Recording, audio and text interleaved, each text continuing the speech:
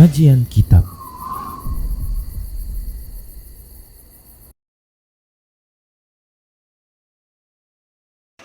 Bismillah. Assalamualaikum warahmatullahi wabarakatuh. Innal hamdalillah nahmaduhu wa nasta'inuhu wa nastaghfiruh wa na'udzu billahi min shururi anfusina wa sayyiati a'malina may yahdihillahu fahuwal muhtadi wa may yudlil falan tajida lahu waliyyan mursyida. Asyhadu an la ilaha illallah wahdahu la syarika lah wa asyhadu anna Muhammadan abduhu wa rasuluh alladzi la nabiyya ba'dah. Wa qala Allah subhanahu wa ta'ala ya ayyuhalladzina amanu taqullaha haqqa tuqatih wa la tamutunna illa wa antum muslimun. Ya ayyuhalladzina amanu taqullaha wa qulu qawlan sadida yuslih lakum a'malakum wa yaghfir lakum dhunubakum wa may yuti'illaha wa rasulahu faqad faza fawzan 'azima. Ya ayyuhan nasu taqu rabbakumul ladzi khalaqakum min nafsin wahidah wa khalaqa minha zawjaha wa batha minhuma rijalan katsiran wa nisaa wattaqullaha alladzi tasaaluna bihi wal arham innallaha kana 'alaikum raqiba. Amma ba'du, inastaqal hadithi kitabullah wa khairal hadi hadi Muhammad sallallahu alaihi wasallam wa syarrul umur muhdatsatuha wa kullu muhdatsatin bid'ah wa kullu bid'atin dhalalah wa kullu dhalalatin finnar. Ikhwah wa akhwat azallahu wa iyyakum, kita masih di bab majaa annal ghuluwa fi quburis sholihin yusayyiruha awthanan tu'bad min dunillah. Bahwasanya berlebihan terhadap kuburan orang-orang soleh dapat menyebabkan merubahnya menjadi berhala.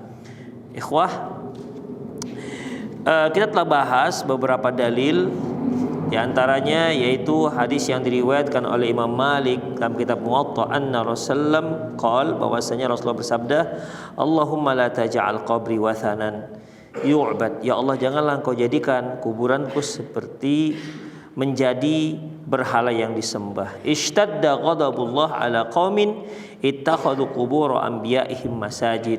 Bahwasanya Allah sangat marah kepada suatu kaum yang menjadikan kuburan nabi-nabi mereka menjadi masjid.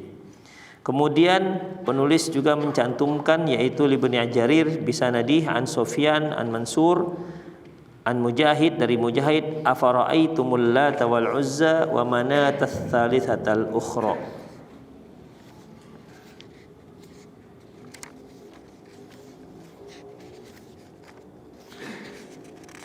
Afara'aitumul Lata wal Uzza, afwan. Di situ setelah dalil ittakhadhu qubur anbiya'ihim apa? Dalilnya. Hah? Itu sekarang. Taib ikhwah rahimallahu wa iyyakum, ya. Sekarang yaitu terkait dengan firman Allah Subhanahu wa taala, afara'aitumul Lata wal Uzza wa manatats tsalitsatal ukhra. Kemudian qal kana yaluttu lahum as-sawiq famata fa'aqafu ala qabrih. Bahwasanya afara'aitumul Lata wal Uzza, tidakkah kalian melihat bagaimana Lata dan Uzza? Ikhwah, Lata dan Uzza, Lata ini merupakan nama berhala yang sangat dikenal yang disembah oleh orang-orang Quraisy Mekah. Lata, Uzza, dan Manat merupakan tiga berhala yang masyhur di kalangan mereka. Walaupun banyak puluhan berhala-berhala lagi yang disembah oleh orang-orang Quraisy, baik yang mereka letakkan di luar Ka'bah maupun yang berada dalam Ka'bah. Namun yang tiga ini yang sangat masyhur. Adapun Lata yaitu kata Mujahid bahwasanya Lata kana yaluttu lahum sawiq. Dia orang yang menumbuk gandum.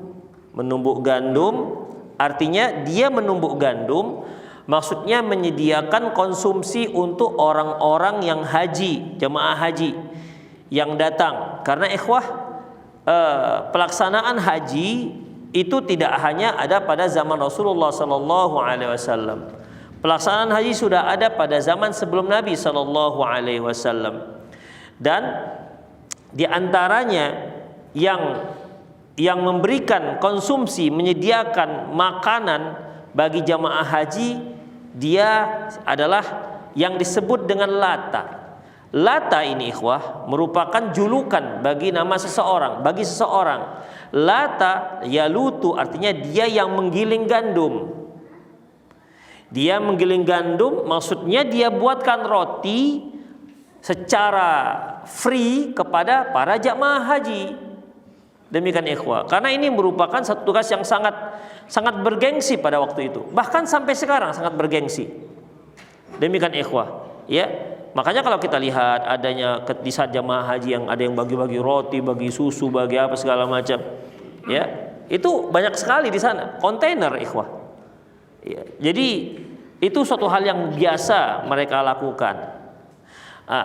Dahulu itu karena si lata inilah yang bertugas untuk menyediakan konsumsi para jamaah haji, sehingga dia menjadi seorang yang terkenal sangat dermawan, ya.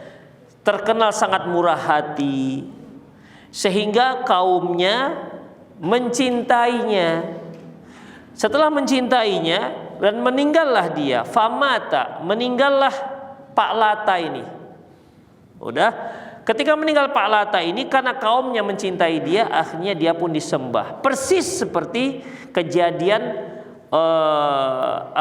berhalanya kaum Nabi Nuh yang sering kita sebut-sebut, wa qalu la tadarunna alihatakum wa la tadarunna wadda wa la suwa'a wa la yaghutha wa ya'uqa wa nasra. Mereka katakan, janganlah kalian biarkan, tinggalkan kalian Tuhan-Tuhan kalian, jangan kalian tinggalkan waddan, suwa', yaghuth, ya'uq, nasra. Ada 5 berhala, waddan, suwa', yaghuth, ya'uq, nasra. 5 orang ini tadinya adalah orang-orang soleh. 5 orang ini tadinya adalah orang-orang soleh.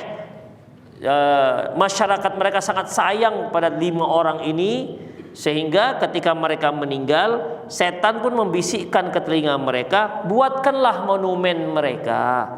Maka dibuatkanlah monumen mereka berupa patung. Tujuannya bukan untuk disembah awalnya, tapi untuk mengingat jasa-jasa mereka. Itu awalnya. Tapi sebagaimana yang dilanjutkan oleh Ibnu Abbas, wa kadza qala Abu Zauja an Ibnu Abbas, demikian juga dikatakan Abu Jauza an Ibnu Abbas, kana yalutus sawiq lil hajj, bahwasanya lata ini dahulu menumbuk gandum, ya, untuk para haji, jemaah haji. Demikian ikhwah. Jadi wa an Ibnu Abbas radhiyallahu anhu qala la'ana Rasulullah zairatil qubur wal muttakhidin 'ala al masajid suruj. Kemudian ikhwah, akhirnya si Lata ini pun akhirnya disembah oleh kaum Quraisy. Itu ikhwah, kisahnya mirip sekali. Hanya saja kalau sekarang kisah-kisah seperti ini dia bukan berupa patung, tapi sekarang ini berupa kuburan. Demikian ikhwah. Perlakuannya sama persis, ya, perlakuannya sama persis. Kemudian Ibnu Abbas juga mengatakan dalam sebuah hadis, la'ana Rasulullah zairatul kubur, Rasulullah melaknat para wanita-wanita yang berziarah kubur, wal muttakhidina 'alaiha al masajidah was suruj, dan orang-orang yang menjadikan menjadikan kuburan sebagai masjid dan meletakkan lampu-lampu. Itulah beberapa hadis yang disebutkan oleh Syekh Muhammad bin Abdul Wahhab dalam bab ini. Tapi kita masuk pada al-masail mengenai wanita yang berziarah kubur, ya, wanita yang berziarah kubur. Ini kita sudah jelaskan secara panjang lebar apa hukumnya dan di mana titik khilafiyahnya. Dan yang rajih bahwasanya wanita itu tidak mutlak dilarang berziarah kubur, tidak mutlak. Karena Aisyah radhiyallahu anha juga pernah ziarah kubur, Rasulullah juga pernah melihat seorang ibu ziarah kubur, ya, tapi beliau tidak melarangnya. Taib. Wa fihi masail. Dalam hadis-hadis yang sudah disebutkan ada beberapa masalah, beberapa perkara. Al-ula tafsirul authan. Yang pertama, mentafsirkan apa makna ataupun definisi al-authan, berhala. Berhala ikhwah, kullu ma ubida min dunillah sawa'un kana sonaman au qabran au ghairah. Yang dikatakan authan, segala hal, segala sesuatu yang disembah selain Allah, baik dia berupa patung atau kuburan atau yang lainnya. Itu dia authan. Kalau sonam, dia khusus patung. Patung yang disembah authan, sonaman namanya. Tapi kalau selain itu, secara umum yang disembah selain Allah namanya authan. Itu bedanya antara authan dengan sonam. Ya, kalau sonam yaitu patung yang disembah, bentuk patung dia. Adapun kalau kuburan nggak dikatakan sonam. Ya, tapi kalau authan, segala perkara yang disembah selain Allah disebut dengan authan. Makanya semua sonam itu authan, tapi tidak semua authan itu sonam. Ya, kalau di ilmu usul disebut bainahuma umumun wa khususun mutlaqan. Bainahuma umumun wa khususun mutlaqan. Kalau dalam matematikanya apa? Semua anggota A, apa lambangnya? Begini ya, atau union. Ginilah gampangnya, gini. Ya, apa namanya? Masih nggak antum? Hah? Himpunan? Ya, betul. Nebak-nebak. Ada demikian.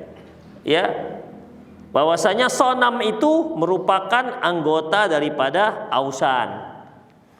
Jadi semua sonam itu ausan, tapi nggak semua ausan itu sonam. Ingat, kalau sudah dikatakan dalam bahasa Arab, sonam itu adalah patung yang disembah. Itu dia. Tapi selain patung, maka dikatakan ausan. Termasuk manusia. Kalau sempat manusia itu disembah, maka ausanlah namanya. Yang nyembah sapi, ausanlah itu sapinya. Demikian ikhwah rahimahullah. Jadi kalau kuburan disembah, ausanlah namanya. Yang kedua, tafsirul ibadah. Definisi ataupun tafsir pada ibadah. Ibadah itu ikhwah hiya at-tadhallul khudu' lil ma'budin khaufan wa raja'an wa mahabbatan wa ta'ziman.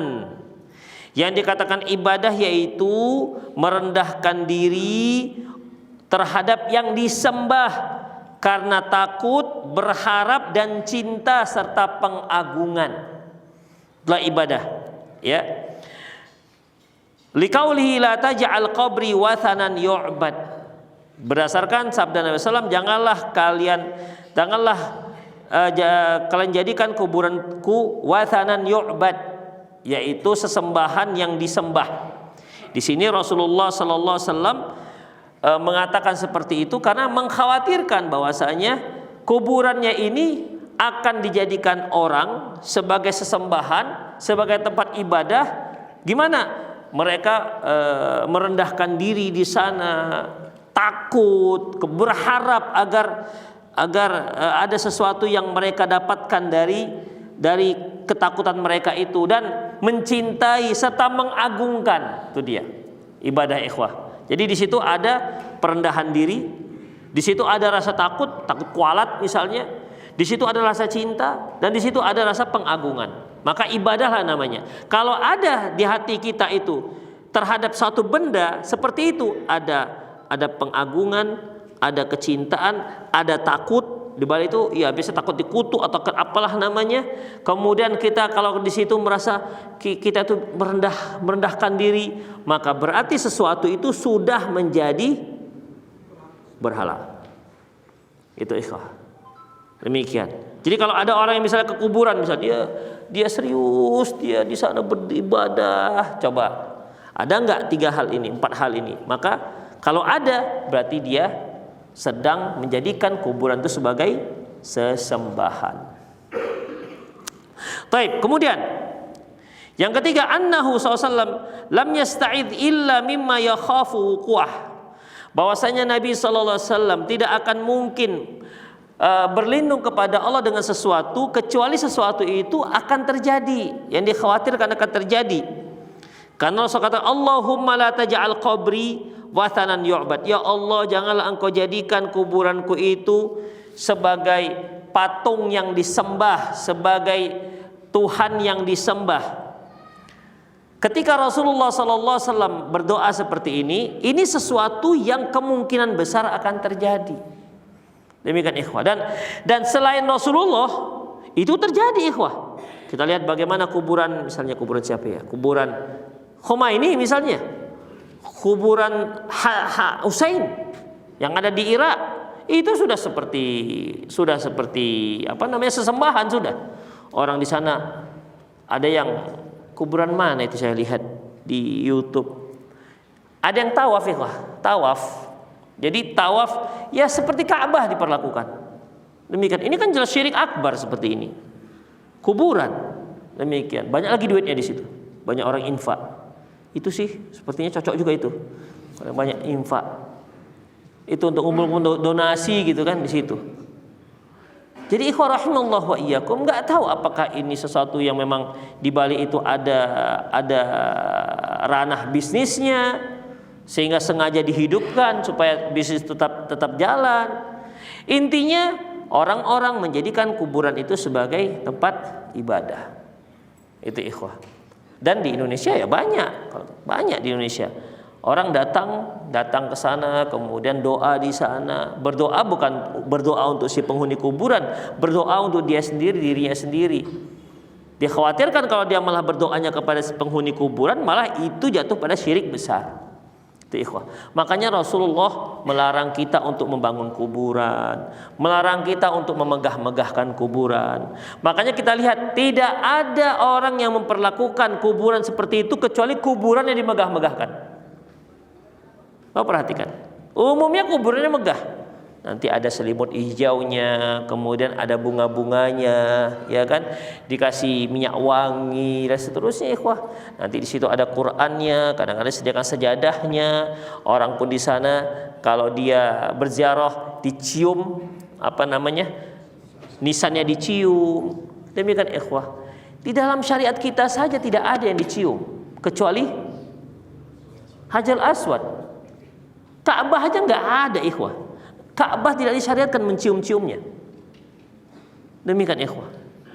Umar bin Khattab ketika mencium Hajar Aswad itu pun beliau berkomentar, Inilah a'lamu annaka hajarun. Aku tahu hai Hajar Aswad, engkau itu batu. La tadur wa la tanfa. Tidak memberi mudarat dan juga tidak beri manfaat. Laula anni ra'aitu Rasulullah sallallahu alaihi wasallam yuqabbiluka ma qabbaltu. Seandainya aku tak melihat Rasulullah menciummu, aku akan cium. Itu ikhwah. Tidak ada syariat yang mencium Ka'bah. Ada lagi yang kita lihat langsung itu mencium ini makam Ibrahim. Makanya makam Ibrahim itu dijaga keliling. Dijaga. Tapi ketika dijaga sini, kemari dia cium. Oh bayangkan itu kaca itu. Coba kalau sekian juta orang dibiarkan cium, bukan nggak pudar tuh kaca, kena jigong. Dicium ikhwah, dicium. Dicium betul. Ya bukan cium-cium sayang, cium ibadah lah itu namanya ikhwah. Kan beda, apa cium syahwat? Enggak mungkin cium syahwat, itu cium ibadah. Demikian, tidak ada disyariatkan. Demikian, selain Hajar Aswad. Coba ada enggak antum dengar atau seperti tempat jamarat itu dicium? Enggak ada. Hanya Hajar Aswad tok yang dicium. Yang dicium itu sebagai ibadah. Adapun rukun Yaman disentuh, nggak ada dicium. Demikian ikhwah. Bahkan ketika kita tidak bisa mencium Hajar Aswad, ya sudah cukup memberi isyarat. Itu pun tangan tak dicium. Tapi banyak juga orang ketika dia nggak bisa mencium, dia Bismillah Allahu Akbar. Begitu seperti kisbai. Jadi ikhwah tidak ada seperti ini. Dan itu banyak. Itulah ikhwah rahimanallahu wa iyyakum. Makanya kalau ada orang sekarang nisan dicium, kemudian dikit nisannya sambil kepalanya diniasankan, untung enggak diantukkannya. Kemudian sambil dia berdoa kepada yang di situ la haula wala quwata illa billah. Ini ikhwah bentuk daripada penyembahan. Demikian ikhwah rahimallahu wa iyyakum. Baik, jadi di sini ikhwah, Rasulullah nggak akan mohon kepada Allah perlindungan atas sesuatu kecuali sesuatu itu akan terjadi. Ya. Dikhawatirkan berat akan terjadi. Kemudian ar-rabi' yang keempat, qaranahu bihadza ittikhadhu qubur anbiya'ihim masajid, di mana ketika Allah Subhanahu wa taala yang menyatakan sangat marah dengan orang-orang yang menjadikan kuburan nabi-nabi mereka sebagai masjid. Kenapa setelah Rasulullah mengatakan Allahumma la taj'al qabri wasanan yu'bad, ya Allah janganlah engkau jadikan kuburanku itu seperti sebagai Tuhan yang disembah. Kemudian digabungkan dengan hadis ini, innallaha istadda ghadaballah ala qaumin ittakhadhu qubur anbiya'ihim masajida. Allah itu sangat marah kepada orang-orang yang menjadikan kuburan nabi mereka menjadi masjid. Kenapa? Karena ini sangat kuat hubungan korelasinya ikhwah. Benang merahnya itu sangat kuat. Ya. Kenapa? Mengapa kuburan itu menjadi sesembahan? Awalnya apa? Dijadikan sebagai masjid. Ingat, masjid ini yang dimaksud bukan harus bangunan. Salat di situ itu sudah dikatakan menjadikan itu sebagai masjid. Itu ikhwah. Ya, karena masjid seperti yang telah kita bahas, masjid itu artinya tempat sholat, tempat sujud. Itu masjid artinya. Seperti musola, tempat sholat, masjid, tempat sujud. Jadi kalau ada seorang yang sholat di dekat kuburan, berarti dia telah menjadikan kuburan itu sebagai masjid. Seperti yang telah kita bahas bahwasanya Rasulullah pernah mengatakan bahwasanya ju'ilat liyal ardi masjidan wa tahuran. Allah menjadikan untukku itu bumi itu masjidan, tempat salat, wa tahuran, dan alat untuk bersuci. Ya, berarti di mana saja Anda berada, kalau sudah masuk waktu salat, di mana saja Anda berada, di situ ada masjidnya dan di situ ada tempat bersucinya. Ada alat untuk bersucinya. Itu ikhwah. Jadi masjid ini dimaksud secara umum, bukan hanya masjid berupa bangunan. Artinya kalau di sana ada kuburan dibuat masjid, baru itu termasuk dalam larangan hadis, bukan. Salat di situ saja pun sudah dijadikan sebagai masjid. Demikian ikhwah rahimallahu wa iyyakum. Kemudian makanya setelah hadis itu disebutkan hadis ini, orang yang menjadikan kuburan sebagai masjid atau tempat salat itu semua merupakan bisa mengarah kepada sesembahan. Demikian ikhwah. Al-khamis yang kelima, dzikru syiddati ghadabillah, ghadab minallah. Penyebutan tentang bagaimana murkanya Allah Subhanahu wa taala dengan para pelaku-pelaku seperti ini. Dan ini menunjukkan bahwasanya Allah Subhanahu wa taala punya sifat. Allah Subhanahu wa taala punya sifat fi'liyah. Sifat fi'liyah itu sifat yang dilakukan oleh Allah Subhanahu wa taala. Sifat fi'liyah seperti marah, sifat fi'liyah seperti mencintai, innallaha yuhibbul muhsinin, Allah itu mencintai orang muhsin. Kemudian ridho, radhiyallahu anhum wa radu'an, Allah ridho kepada mereka, mereka ridho kepada Allah. Ini semua sifat fi'liyah. Termasuk juga nuzul, turun, sebagaimana sabda Nabi sallallahu alaihi wasallam, nazala rabbuna ila sama'id dunya fi sulsul lail akhir. Tuhan kita turun ke langit dunia di sepertiga malam yang terakhir. Kemudian firman Allah, wa ja'a rabbuka wal malaku saffan saffa, dan datanglah Tuhanmu dan malaikat pun bersaf-saf. Itu semua sifat-sifat fi'liyah. Ya, sifat-sifat fi'liyah. Kemudian Allah juga mengatakan kepada Nabi Musa mengatakan asma' wa ara, ya Musa, aku bisa mendengar dan aku bisa melihat. Wa kallamallahu Musa taklima, Allah berbicara dengan Nabi Musa dengan satu pembicaraan. Itu sifat fi'liyah, semua itu sifat fi'liyah. Demikian ikhwah rahimallahu yakum, ya. Jadi dalam masalah ini Allah Subhanahu wa taala memiliki sifat fi'liyah. Tapi ikhwah, ada sifat fi'liyah itu memiliki nama. Artinya ada nama Allah itu punya sifat fi'liyahnya, punya sifat, ada sifatnya. Tapi tidak semua sifat punya nama. Seperti tadi itu, kalau Allah Subhanahu wa taala mendengar, asma' wa ara, kata Allah kepada Nabi Musa, aku itu mendengar dan aku melihat. Allah Subhanahu wa taala punya nama As-Sami', sebagai Maha mendengar. Sebagai aku melihat, melihat bagaimana? Ya, basir, sebagai melihat. Namanya melihat. Itu ikhwah. Tapi ketika Allah Subhanahu wa taala mengatakan innallaha yuhibbul muhsinin, Allah itu mencintai orang-orang muhsin, maka tidak ada nama muhib. Allah itu muhib, yang maha mencintai, nggak ada.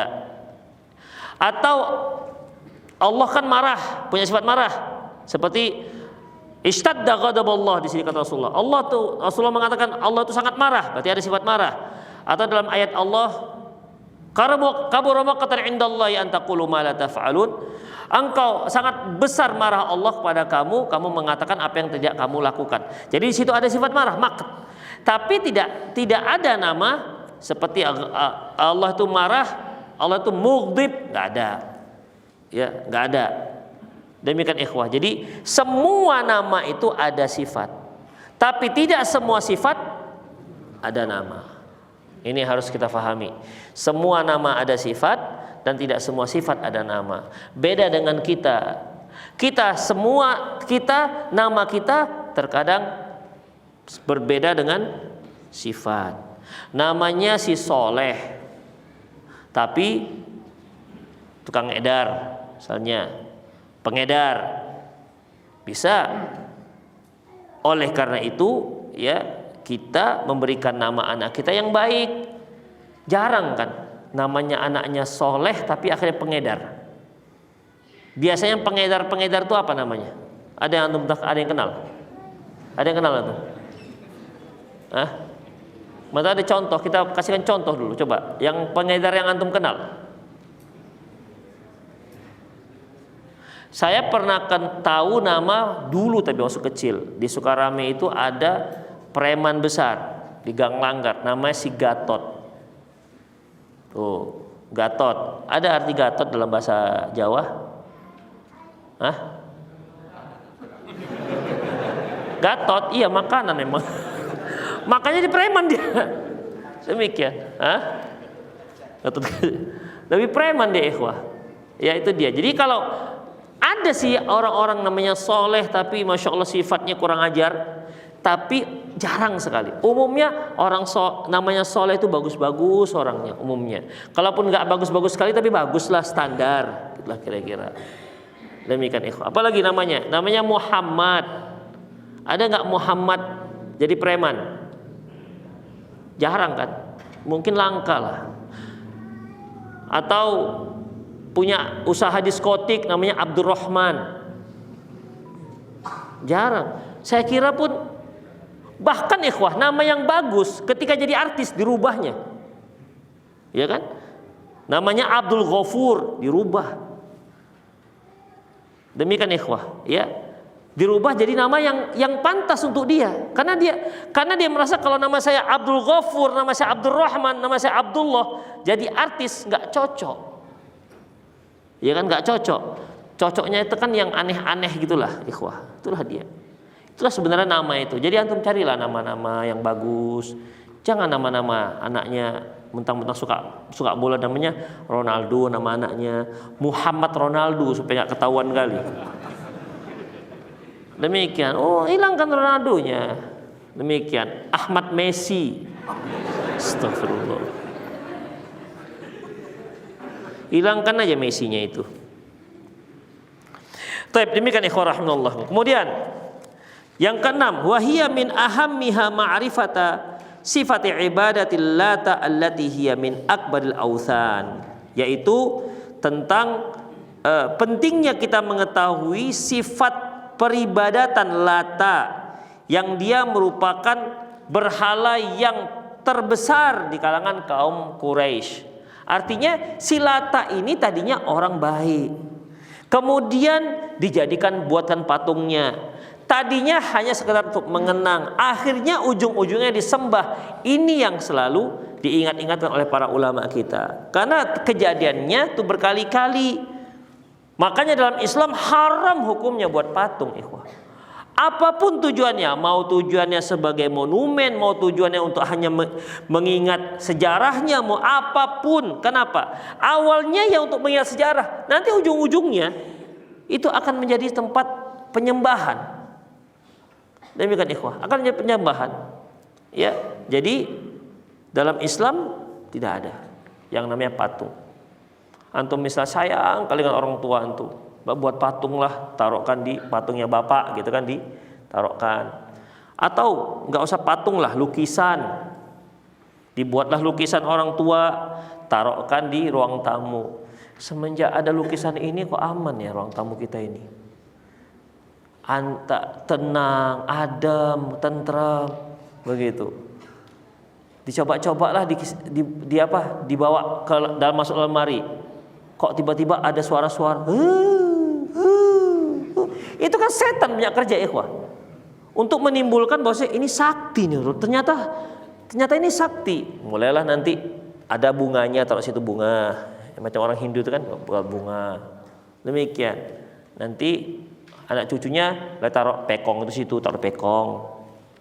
Itu pelan-pelan tuh setan buat seperti itu. Makanya tidak dibolehkan dalam Islam untuk menutup ya pintu kesyirikan, saddu dzara'i, yaitu tindakan preventif. Semua lorong yang akan menuju kepada kesyirikan tutup dalam Islam.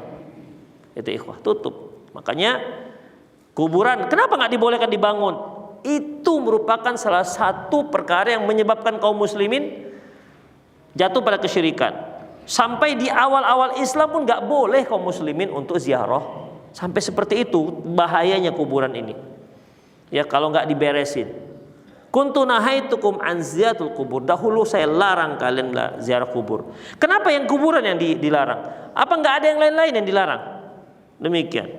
Ya, enggak. Kenapa? Memang riskan. Kuburan itu tempat yang paling riskan dijadikan sebagai berhala. Demikian. Ala fazuruha fa innahu tudzakirul akhirah. Sekarang ziarahi dia karena itu dapat mengingat kalian untuk hari akhirat. Tapi awalnya nggak dibolehkan. Dilihat kaum muslimin sudah bagus, masya Allah akidahnya sudah kokoh. Tapi yang namanya kaum muslimin sudah kokoh kan ada yang baru-baru datang, yang baru masuk Islam. Ini kalau nggak dikokohkan dia akan hanyut. Masih ingat nggak ikhwah hadis Abu Waqid Al-Laythi, di mana ketika Rasulullah Shallallahu Alaihi Wasallam menaklukkan kota Mekah, kemudian dari sana mereka mau pergi ke kemana? Taif. Ya, perang Hunain. Kan bertambah pasukan 2.000, jadi 12.000. Nah, ketika mereka pergi, ini kan yang 2.000 ini baru masuk Islam ini. Ya. Ketika dia melihat ada orang-orang Quraisy melihat pohon Dzat Anwat. Ya. Kan kata mereka, ya Rasulullah, ij'al lana Dzat Anwat kama lahum Dzat Anwat. Ya Rasulullah, buatkanlah untuk kami pohon Dzat Anwat sebagaimana orang-orang Quraisy punya Dzat Anwat. Karena orang-orang Quraisy itu ikhwah, mereka kalau sebelum mereka perang, mereka meletakkan dan menyusun senjata-senjata mereka di pohon Dzat Anwat ini. Ini pohon Dzat Anwat ini pohon yang dianggap berkah. Ya, kalau senjata-senjata ditumpuk di situ, digantung di situ, ini senjata akan menjadi sakti, lebih kuat. Itulah keyakinan mereka. Karena itu terbiasa bagi mereka. Sementara ini baru masuk Islam, maka teringatlah kebiasaan mereka yang lama. Jadi ikhwah, kebiasaan lama itu sangat berpengaruh terhadap kaum muslimin. Jangankanlah ikhwah, sebelum Islam datang apa yang ada? Kan di Indonesia ini agamanya animisme, dinamisme kan? Dia menyembah pel begu, menyembah batu, menyembah kayu. Masih berpengaruh nggak sampai sekarang? Masih besar pengaruhnya ikhwah. Masih besar pengaruhnya. Masih banyak yang doa pakai dupa, itu masih ada pakai menyan. Demikian. Tahu kenapa orang-orang dahulu kalau mau berdoa mereka pakai menyan itu, pakai asap?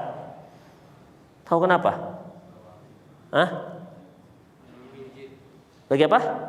Banyak nyamuk.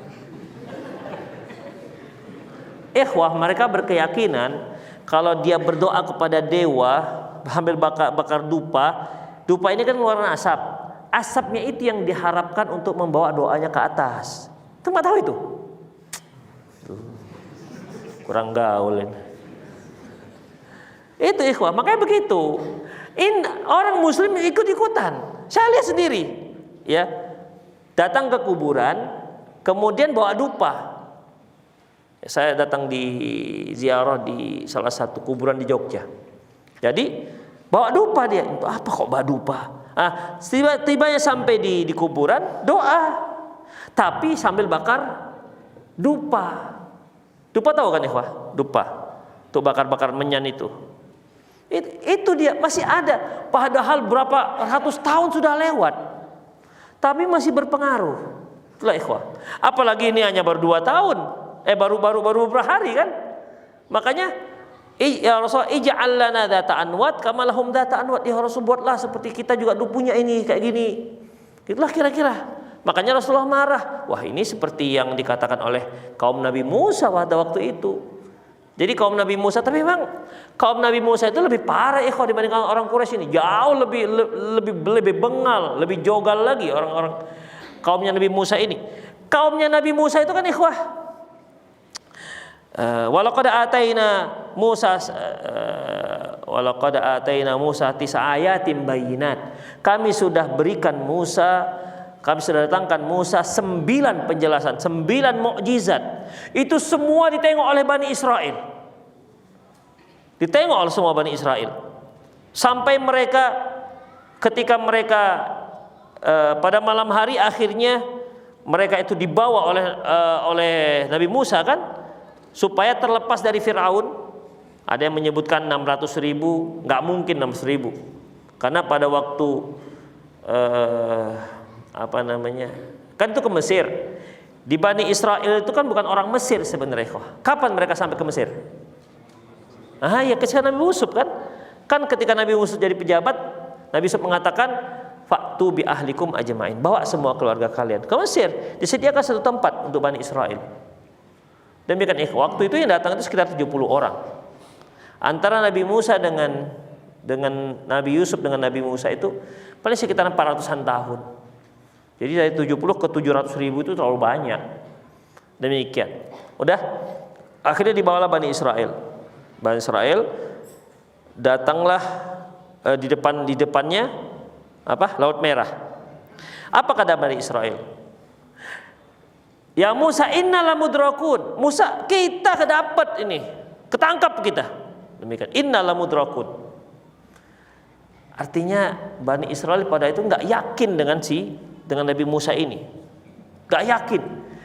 Musa, ketangkap kita ini. Seolah mereka itu menyesalkan Musa. Kenapa kau bawa kami kayak gini? Akhirnya dibantai juga, begitu ikhwah. Nggak yakin dia dengan keputusan Nabi Musa. Apa kata Nabi Musa? Kalla, inna rabbi sayahdin. Inna rabbi sayahdin. Sungguhnya Tuhanku akan menunjukkan jalanku. Di sini Nabi Musa mengatakan Tuhanku. Beda kan ketika Rasulullah bersama Abu Bakar di Gua Hiro, kan Rasul katakan Qala la tahzan innallaha ma'ana, itu ya. Jangan ya Abu Bakar, kamu jangan sedih, innallaha ma'ana. Allah itu bersama kita. Nabi Musa enggak ikhwah, enggak mau dia bilang begitu. Kalla, sungguhnya Tuhan kita bersama kita. Enggak, inna rabbi, Tuhanku. Saking jengkelnya Nabi Musa dengan Bani Israel itu. Inna rabbi, Tuhanku bersamaku. Kenapa? Dia sudah dihujat oleh Bani Israel. Gimana ya kau ini Musa?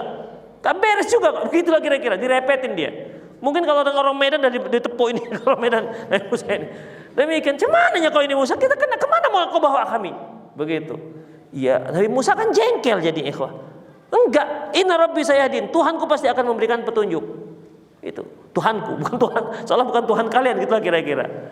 Akhirnya ikhwah, Nabi Musa pukulkan tongkat, kemudian lewat, kemudian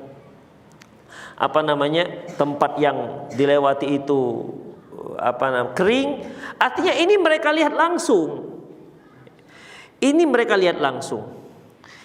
Itu sebelum mereka nyebrang, itu sudah ada mukjizat yang mereka lihat langsung juga, seperti darah, ya, sumur, semua air jadi darah. Semua air bukan Khusus untuk airnya Bani Israel tetap air. Tapi kalau semua air Fir'aun dan tentara-tentara semua suku Kipti itu semua darah.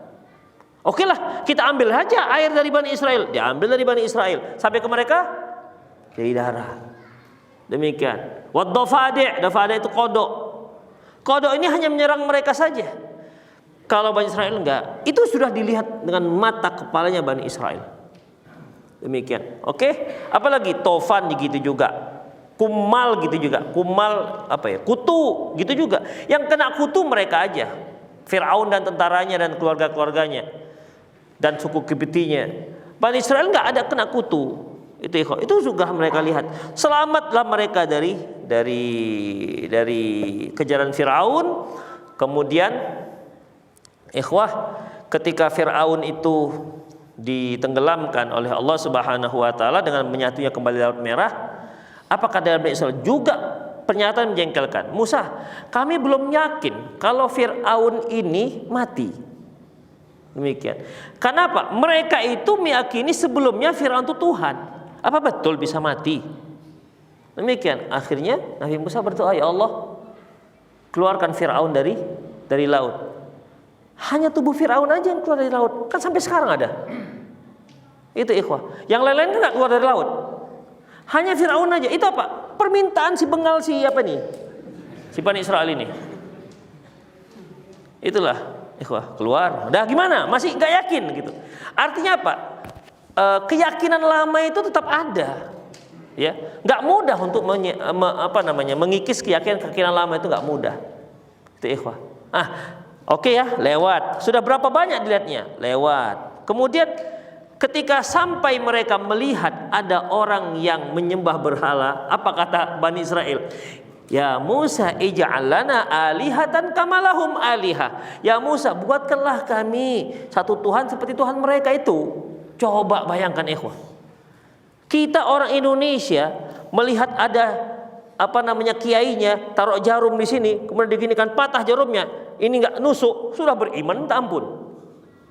Demikian. Langsung, wah kami mau belajar lah Pak Kiai, punya ilmu oke nih Pak Kiai. Apalagi membelah laut. Saya kira nggak usah laut lah, Sungai Deni itu dibelahnya udah satu medan ini bisa beriman orang. Nggak usah Deni lah ini sungai Kampung Lalang ini aja. Begini Kampung Lalang itu kan beriman orang satu Kampung Lalang itu.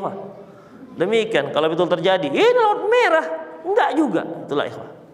Ya, makanya pengaruh lama itu tak ada, pengaruh lama.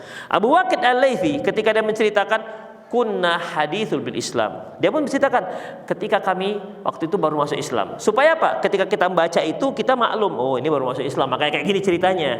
Itu ikhwah. Supaya kita enggak buruk sangka dengan mereka. Ya sekarang kami enggak lagi, dulu waktu kami baru masuk Islam.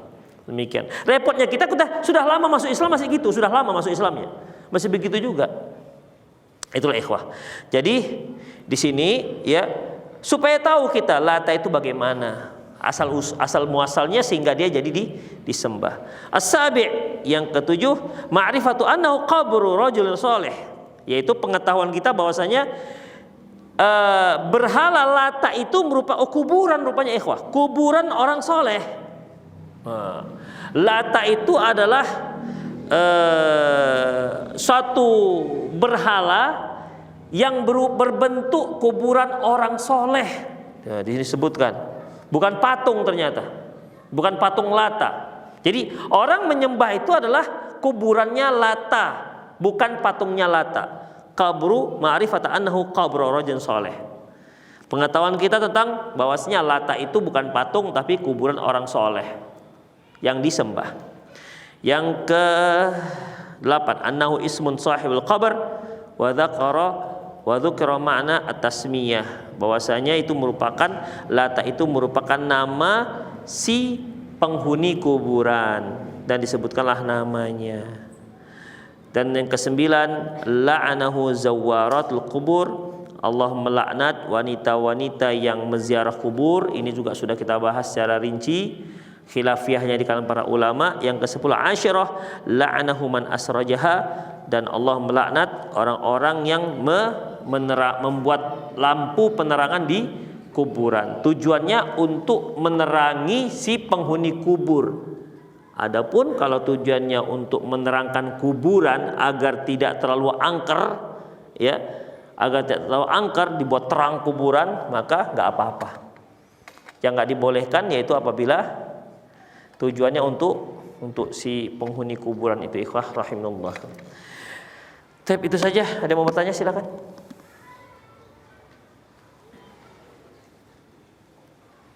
Ya.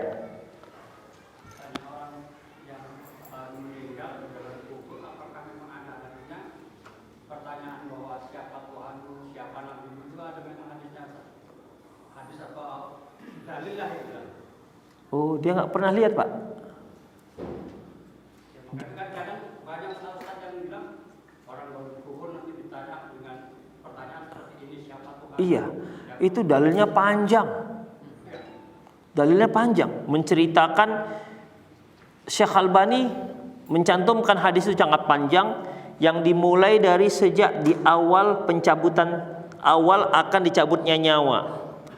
Innal 'abdal mu'min idza adbara, apabila idza adbara dunya wa aqbal akhirah, apabila dia mau meninggalkan dunia dan mau pergi ke akhirat, nazalal malaikatu minas sama biadul wujuh, yang wajahnya sangat putih, wa ma'ahu kafanun min akfanil jannah, sambil membawa kain kafan dari surga, wa hanutun min hanutil jannah, dan wangi-wangian dari surga.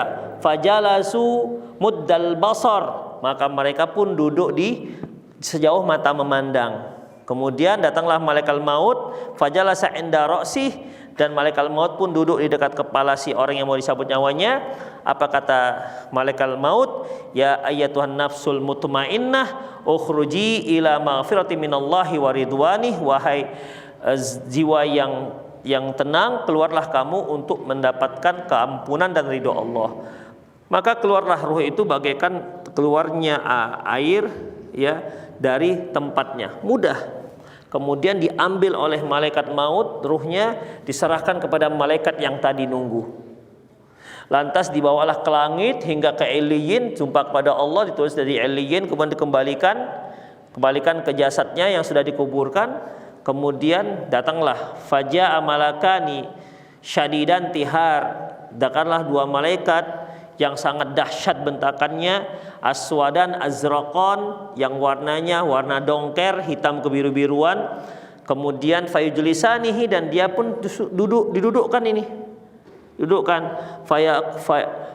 fayaqula, dan mereka dua mengatakan mar rabbuka, siapa Tuhanmu, wa man nabiyuka, siapa nabimu, wa madinuka, dan apa agamamu. Itu hadisnya sahih, Pak. Itu masih seperempatnya itu. Dia nanti menyebutkan sampai akhirnya dibukakan pintu surga. Nanti kan ada lagi setelah dia jawab, kemudian an sadaqal abdi, kata Allah, benar hambaku, afrijulahu minal jannah, bentangkan untuk dia bentangan dari surga, waftah lahu baban minal ilal jannah, bukakan untuk dia pintu surga. Kemudian fayaruhu, maka maka bertiuplah angin surga ke dalam kuburannya. Kemudian ditelapangkan sejauh mata memandang kuburannya. Kemudian datang seorang yang sangat ganteng. Dia katakan, kamu ini siapa? Kamu ini seperti datang membawa kebaikan. Kata laki-laki ini, aku adalah amalanmu soleh. Itu ya. Kemudian dia katakan, Rabbi aqimis sa'ah, ya Allah, segerakan hari kiamat. Itu orang mukmin. Orang kafir juga kebalikannya. Demikian ikhwah. Hadisnya sahih. Sahih kali hadisnya. Demikian. Jadi itu bukan cerita-cerita dalam Al-Qur'an, cerita dalam hadis. Dan banyak versi, ya. Dan banyak versi. Versinya mirip-mirip. Hanya pertanyaan ma ilmuka an rajulin bu'isa fikum. Bagaimana ilmumu tentang laki-laki yang diutus ke kalian? Itu yang pengganti daripada waman nabiyuka. Itu ikhwah. Ada lagi? Ya. Imam itu duduk. Imam sholat. Ya.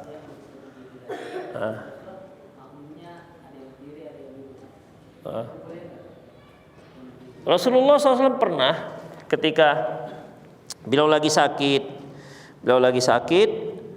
kemudian beliau pun mengimami para sahabat sambil duduk.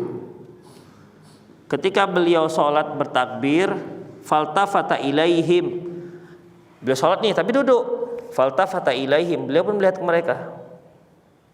Kemudian fa'asyara ilaihim ani jelisu, beliau pun memberi isyarat supaya duduk. Gimana kalau kita memberi isyarat supaya duduk gimana? Misalnya antum diri nih, saya nggak ngomong dengan antum, saya beri isyarat kepada antum, tapi maknanya duduk gimana?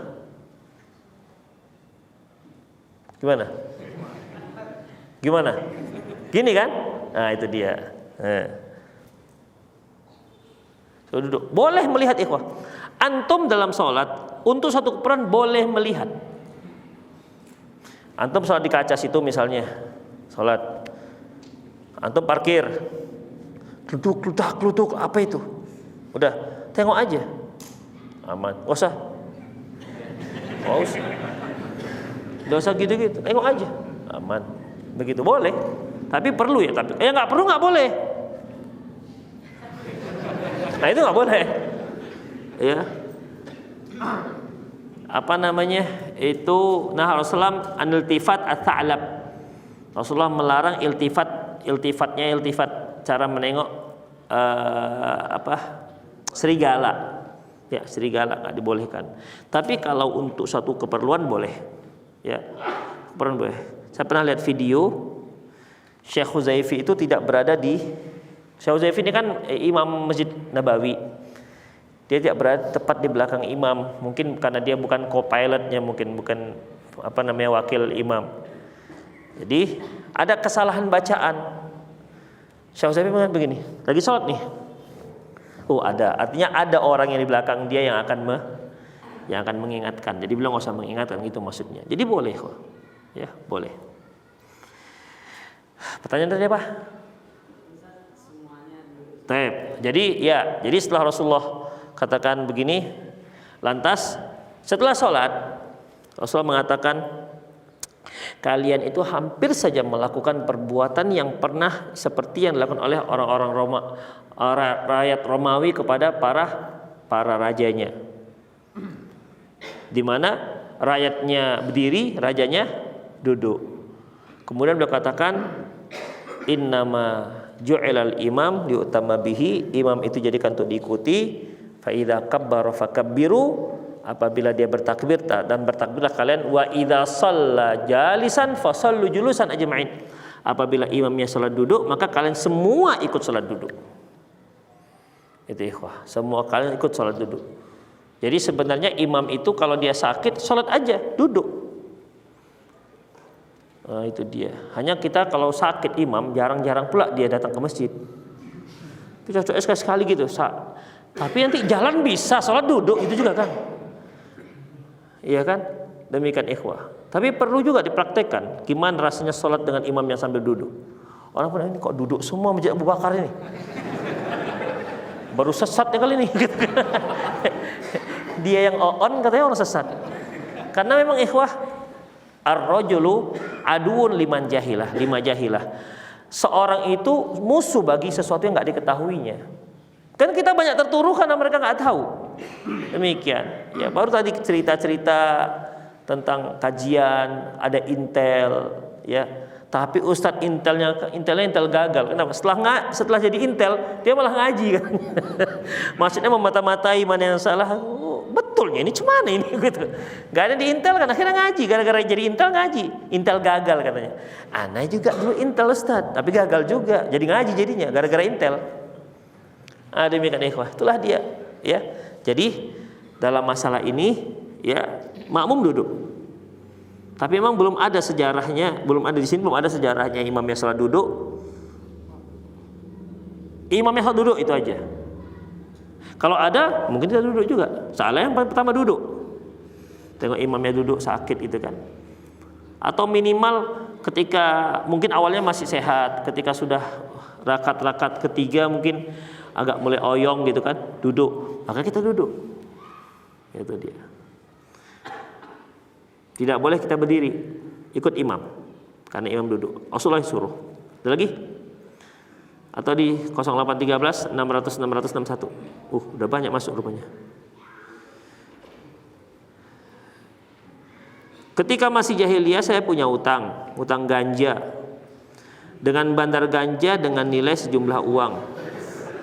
Utang seperti ini apakah tetap harus dibayar, Ustaz? Enggak. Ya, enggak. Karena transaksinya transaksi haram, ya, dan enggak ada dibayar. Nanti jadikan modal baru dengan dia membayar ganja. Beda halnya kalau antum utang beras dengan Cina, misalnya kan dengan CAC bayar. Tapi kalau antum sekarang kalau utangnya utang rokok gimana? Antum dulu pernah rokok 1 slop, 2 slop, kemudian setelah ngutang 1 slop tobat kan. Tapi sudah habis 1-2 slopnya udah habis buat tobat ya. Demikian. Allahu a'lam bishawab. Tapi kalau ini jelas nggak usah dibayar. Sekitar tahun 97 saya punya utang Rp7.000 dengan teman yang beragama Nasrani dan saya tidak lagi bisa menemukan teman tersebut. Kalau seandainya bertemu, apakah saya membayarnya harus dengan mengikuti inflasi mata uang sekitar Ustadz? Sekiranya saya dapat menjawabnya. Ikhwah rahimallahu wa iyyakum. Kalau antum hutangnya hutang berupa uang, 97 ini udah material belum ya? Udah ya. Saya pulang ke Indonesia Desember 97, udah moneter.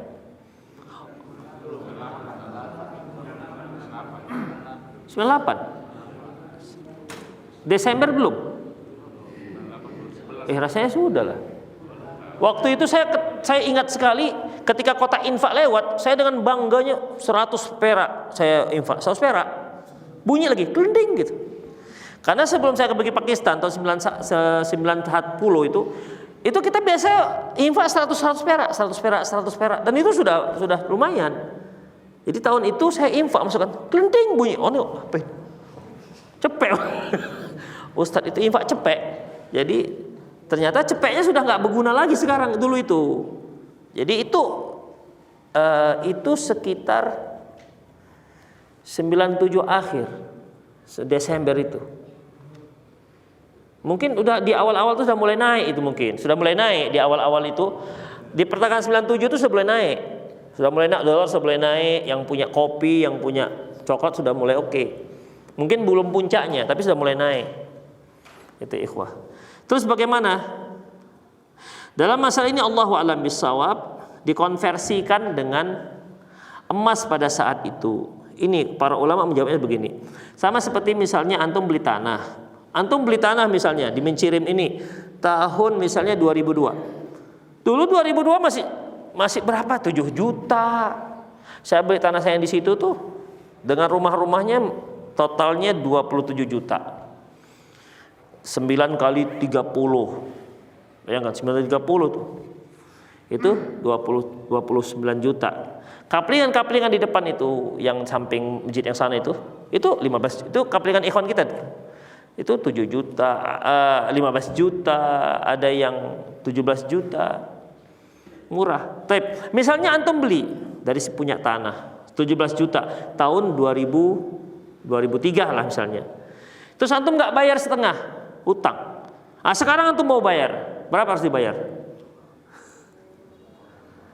Sementara itu tanah, kalau sekarang itu sudah nggak segitu lagi, ikhwah. Di Gang Kodam ini sudah mahalnya minta ampun kita dibuatnya. Demikian di gang lain nggak segini mahal. Itu ikhwah. Jadi sebagai jalan tengah Allahu a'lam bishawab diukur dengan dikonversi dengan emas. Dahulu berapa emas dan sekarang berapa emas. Itu ikhwah. Kalau dulu misalnya emas, saya masih ingat lagi kalau tahun 90-an itu kita pergi ke Belawan untuk bus desa maju itu masih cepet 5. Berapa bir? Ke Belawan bir? Ingat? Dia dulu tukang ngumpul limpak dulu, cepek. Berapa ya? Intinya bensin waktu itu masih 250 perak. 250 perak. Demikian ikhwah. Makanya infak 100 itu oke. Udah bagus sekali tuh. Ketika sudah moneter impak 100 perak, ting, ditengokin orang rame-rame. 100 perak aja bunyi. Kan biasanya kalau infak kecil itu kan kita agak malu gitu kan. Ikhlaskan Allah gini kan. Yang 2.000. Kan gitu biasanya. Kalau 100.000 baru. Itu dia. Jadi disamakan dengan, coba dikonversi dengan emas. Allahu a'lam bissawab. Bagaimana sikap kita jika kita undangan walimah dan oleh keluarga atau tetangga, tapi walimahnya diiringi dengan musik? Ya nggak usah datang ketika musiknya. Antum datang mau maghrib atau habis maghrib. Biasanya kalau habis maghrib atau mau maghrib itu nggak ada musiknya. Habis maghrib datang. Maka antum jangan banyak kali. Ya sudah jelas nanti 20 menit kemudian dia mau buka keyboard. Antum begini pulang ambil nasinya, ya sampai isya lah, sampai antum disitu selesainya. Ambil sekedar saja kita datang ngambil dikit, udah Ustadz, tapi kan kita udah ngasih amplop. Antum ini mau jualan apa mau jual beli nasi atau gimana? Demikian. Iya. Jadi ya makan, yang penting kita hadir, sudah hadir, wajib kan? Ya. Man lam yujib da'wah faqad ashabal qasim. Barang siapa yang tidak memenuhi undangan, maka dia telah durhaka kepada Rasulullah SAW. Makanya ya datang. Kalau emang nggak memungkinkan ya sudah nggak usah datang. Demikian ikhwan. Jadi tetap nggak boleh. Tapi seperti ikhwan sekarang datang aja tuh kalau ada walimah musik-musik. Saya lihat kalau dulu kita kuat, ikhwan ketat. Sekarang nggak tahu. Oh BKM. Oh kawan-kawan gitu. Datang aja sekarang. Allah alam nggak tahu. Itu mungkin udah jadi halal bagi mereka. Allah alam. Nggak boleh. Gimana kalau bawa headset aja? Pas musik pakai headset. Antum beli inilah yang wireless, biar keren sedikit, yang iPhone. Jadi kita nggak dengar musiknya. Jadi kita makan, kita dengar tilawah. Gimana? Hah? Enggak lah, antum kuatkan lah. Belilah headset yang bagus sedikit, jangan headset yang 38.000. 38.000 tuh treble semua isinya, nggak ada bassnya. Nah, gimana kira-kira ya? Allahu a'lam bishawab. Karena para sahabat itu juga kalau ketika dia dengar musik kan tutup telinga. Allahu a'lam. Mungkin itu salah satu solusi. Misalnya antum datang pas memang tidak ada musiknya, tiba-tiba ada musik gitu kan? Tiba-tiba ada musik. Nah, mungkin itu sebagai salah solusi. Ya antum cepat menghindar dari sana. Karena kadang-kadang bisa menyebabkan buruk sangka, apalagi ustadz dia kan, ustadz pas makan hidup musiknya. Ustadz gini-gini pula. Masuk ustadz tuh ini enak, bukan itunya yang enak. Orang angguk Pak Ustadz. Ya kan? Demikian kan bahaya, jadi bisa maknanya dari yang lain-lain. Itu ikhwah. Saya pernah diundang, sudah sampai halaman masuk mobil. Set. Hidup musiknya, mundur saya, nampak ditengokin yang punya rumah. Setelah dia punya anak berikutnya, Ustadz datang ya, kekah. Kalau ada musiknya saya mundur lagi macam kemarin kan? Enggak Ustadz katanya. Sebenarnya insya Allah bisa kalau kita mau. Tapi itulah. Ustadz, bagaimana kiat cara mencintai Rasulullah supaya tidak terjatuh pada sikap gulu terhadap beliau? Ikuti saja saran beliau, ikuti anjuran-anjuran beliau. Demikian ikhwan. Mencintai Rasulullah tidak dengan berlebihan. Berlebihannya bagaimana? Melebihi dari sunnahnya, itulah berlebihan namanya. Ya. Melebihi dari sunnahnya, aturannya, itu akan berlebihan namanya. Demikian ikhwan. Ada yang mau nanya langsung? Ya. Itu wayarnya jangan dimain-mainkan, Nak. Wayarnya jangan dimain-mainkan. Nanti itu copot semua ini. Ya. Kita menjelaskan tentang pembagian waris tadi. Laki-laki kan 2/1. Lalu ternyata ahli waris itu nggak terima, nggak setuju, nggak mau menerapkan secara tersebut. Lalu gimana sih? Antum yang dapat dua kalinya. Iya. Ikhwah begini, memang untuk bagi warisan kita yang ingin dapatkan jatah laki-laki, apalagi kita yang laki-laki, harus sunnah Rasulullah sallallahu alaihi wasallam. 2 jatahnya masalahnya. Demikian, ngaji nggak pernah, tapi itu sunnah Rasulullah SAW. Tentu yang family kita, terutama kakak kita yang taunya orang ini jogal gitu kan, tiba-tiba kok sunnah Rasulullah SAW katanya. Tapi namanya hak, boleh, nggak ada masalah, ya itu kan hak dia. Jadi kalau seandainya keluarga kita nggak setuju, misalnya bagaimana? Secara hukum pemerintah kita itu dia kuat, demikian, ya dia kuat. Jadi bagaimana ini caranya? Gini aja, antum aja yang ngalah. Udahlah, kasih aja lah. Karena emang nggak bisa lagi kan, daripada bacok-bacokan atau tengkar-tengkaran atau putus dengan kakak-kakak, ya sudahlah, antum aja yang ngalah. Yang penting antum tidak menzolimi, itu ikhwah. Tapi kalau antum yang tahu akhwatnya, perempuannya, jangan sampai mengambil yang punya abangnya atau adiknya laki-laki. Itulah minimalnya, minimal bukan kita yang menzolimi, itu ikhwah. Kalau kita yang terzolimi, udahlah kita maafkan. Tapi kalau kita misalnya yang ngaji itu udah ngaji itu perempuannya, ya perempuannya, sementara mereka maunya bagi rata, ya sudah, ambil bagianmu, bagi-bagikan ke yang lain, yang laki-laki gitu. Itulah minimalnya ikhwah. Kalau nggak bisa. Hukum faraid bisa diterapkan kalau semua setuju, ya kalau semua setuju. Kalau nggak, karena berbeda pembagian hukum, pembagian faraid cara negara dengan syariat. Kalau negara kita begitu meninggal sang suami, dibagi dulu hartanya. Itu yang disebut dengan harta gonogini. Kenapa? Karena harta suami itu harta istri. Makanya kalau antum menjual tanah, nggak bisa nama antum aja tanda tangan, pasti ada istri. Makanya nggak bisa suami itu menghibahkan hartanya ke istri. Kenapa?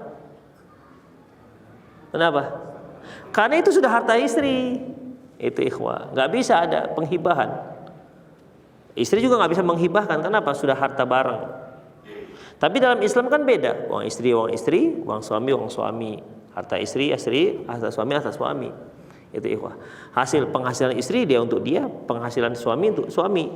Hanya sebagian penghasilan suami itu diberikan kepada anak dan istri sebagai nafkah. Ini itu ikhwah. Nah, kalau sampai pengadilan jelas kalah, karena peraturannya nggak begitu. Daripada ngotot sampai pengadilan, mendingan ya udahlah, mengalah sajalah untuk kakak-kakak atau adik-adik perempuan. Ada lagi? Ya.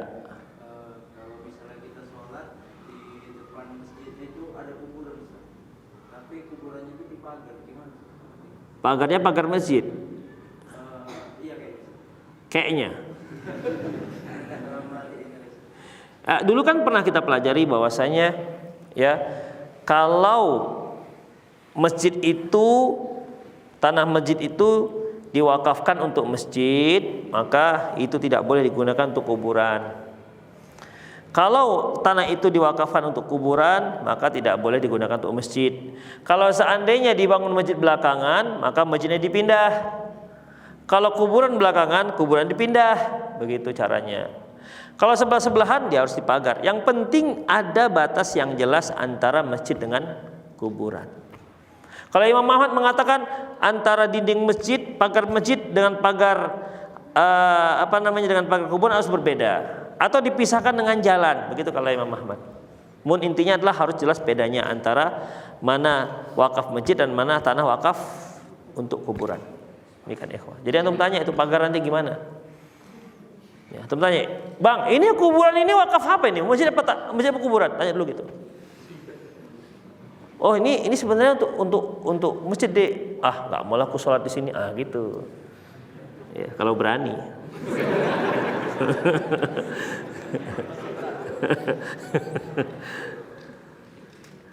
Ada lagi?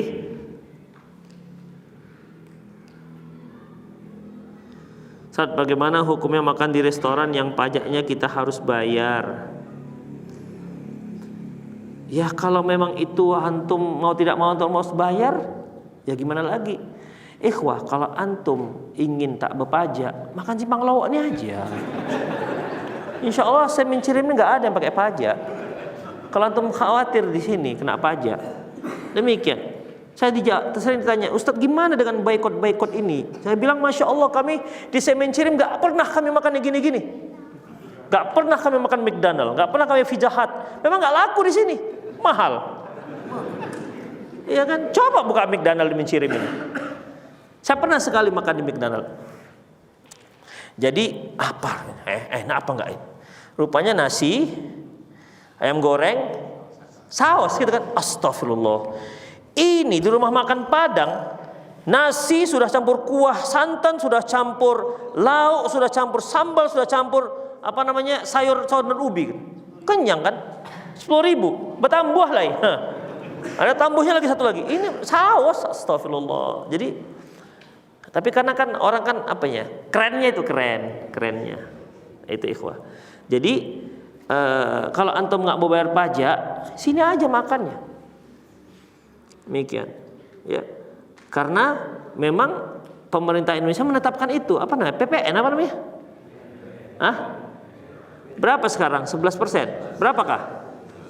11 sekarang. 11%. Iya. Mereka itu yang orang pajak datang ke sana. Mereka yang menentukan ini. Kadang-kadang alatnya pun mereka kasih untuk bisa menghitungnya. Itu. Makanya kalau antum buka di sini nggak akan ada. Jual lontong kenapa kakak sebelah sana? Mana ada PPN-nya? Oh, situ aja beli. Tapi jauh-jauh ke Medan. Di sini banyak Mencirim, Masya Allah, semua makanan lontong 3.500 masih ada. Insya Allah nggak kena pajak. Saya kira pun Kak banyakkan kuahnya, tambah salah gitu. Kalau antum minta tambahkan kuahnya, Insya Allah. Apalagi? Masa pusing. Demikian. Ya, ada lagi? Nah, demikian ikhwah. Ya, jadi itu dia. Semoga Allah Subhanahu wa taala memberkahi kita semua. Adapun yang disinggung masalah boykot, kemarin ada MUI mengeluarkan statement bahwasanya mengharamkan. Tapi saya tadi sekitar siang katanya memang Pak Jokowi mengharamkan sudah. Saya juga belum dengar beritanya. Ada, antum dengar? Kalau MUI kan jelas tuh, MUI. Pak Jokowi ada? Ada videonya mengatakan mengharamkan atau enggak membolehkan. Boykot. Pak Jokowi resmi ya? Saya nggak tahu, yang tahu saya itu yang MUI. Kalau MUI itu kan dia lembaga independen. Dia bukan pemerintahan. Tapi antum harus tahu bahwasanya boykot itu seperti ini. Misalnya saya nggak suka dengan antum jual lontong. Saya bilang saya nggak mau makan lontong di sini. Itu boykot namanya.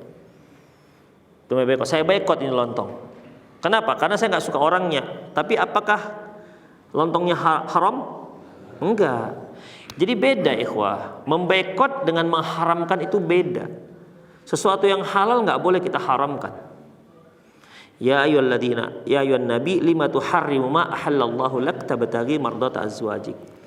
Allah menegur Rasulullah, wahai Nabi, kenapa engkau mengharamkan apa yang dihalalkan Allah hanya untuk mendapatkan keriduan dari istrimu? Gak boleh. Tapi kalau anda gak mau beli, gak apa-apa. Itu dia. Tapi bukan mengharamkan bendanya, itu gak dibolehkan. Yang haram salah haram, yang halal halal. Itu ikhwah. Makanya hadisnya innal halala bayyinun wa innal harama bayyinun. Yang halal itu jelas, yang haram itu jelas. Demikian. Tapi kalau antum nggak suka dengan orang yang penjual, ya sudah, nggak usah beli. Itu namanya boykot. Sama seperti gini, antum punya suami, antum seorang suami, katanya saya, dek, adik jangan lagi beli beras di tempat ibu itu. Apa hukumnya dia beli beras itu? Hukumnya apa?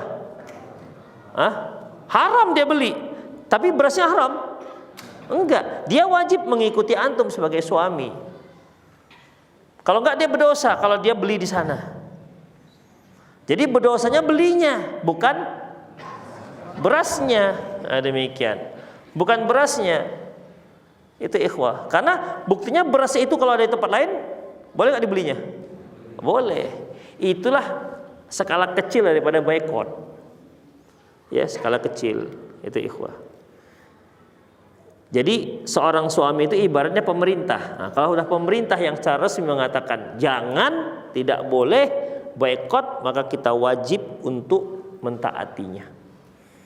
Insya Allah mencium sekitarnya mudah mentaatinya itu, ya kan? Karena memang kita nggak pernah beli gitu-gituan. Taib ikhwah, itu saja, semoga bermanfaat. Aku qouli hadza wa astaghfirullah li wa lakum. Wassalamu muslimin innahu al-ghafurur rahim. Subhanakallah wa bihamdika asyhadu an la ilaha illa anta astaghfiruka wa atubu ilaik. Wa sallallahu ala nabiyina Muhammad wa ala alihi wa ashabihi ajma'in.